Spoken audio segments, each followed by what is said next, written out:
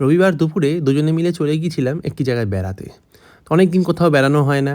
তো চলে গিয়েছিলাম আমাদের ব্যারাকপুরের প্রাচীনতম একটি জায়গা, যার নাম হলো গান্ধীঘাট। হয়তো তোমরা অনেকেই নাম শুনে থাকবে। তো সেখানে গিয়ে দুজনে ঘোরাঘুরি করতে থাকলাম এবং ঢুকতেই দেখলাম গান্ধীজির বিভিন্ন স্থাপত্য ভাস্কর্যগুলো খোদাই করে রাখা রয়েছে। এবং তারপর সামনে দেখতে পেলাম স্নিগ্ধ, শান্ত, মনোরম গঙ্গা, যা দেখলেই মন ছুঁয়ে যায় এবং মনটা শান্ত হয়ে যায়। তোমরা দেখো কত সুন্দর লাগছে। ওদিকে মাঝি ভাইরা যেন কোথায় বয়ে চলে যাচ্ছে, তাদের যাওয়ার কোনো শেষ নেই। গান্ধীঘাটের পরিবেশ যেন খুবই মনোরম, শান্ত, যা মন ব্যাকুল করে তোলে। তারপর কিছুক্ষণ বসে থাকার পর এদিক ওদিক ঘোরাঘুরি করার পর বাড়ি ফেরার পালা। বাড়ি ফেরার মুহূর্তে যখন বেরোতে যাব, তখন হঠাৎ চোখে পড়ল বাদরের বিনা পয়সার সার্কাস।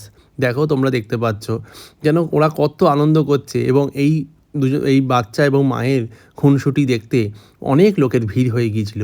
সবাই হাঁ করে অবাক প্রাণে চেয়ে ওদেরকে দেখছিল এবং খুব হাসাহাসি করছিল। বাচ্চাগুলো মায়ের সাথে যেন কত খুনসুটি করছে, কত খেলা করছে দেখো। তো এইভাবে দেখতে দেখতেই আমাদের সময়টা কেটে গেল এবং সারাটা দুপুর খুব অন্যরকম কাটালাম গান্ধীঘাটে।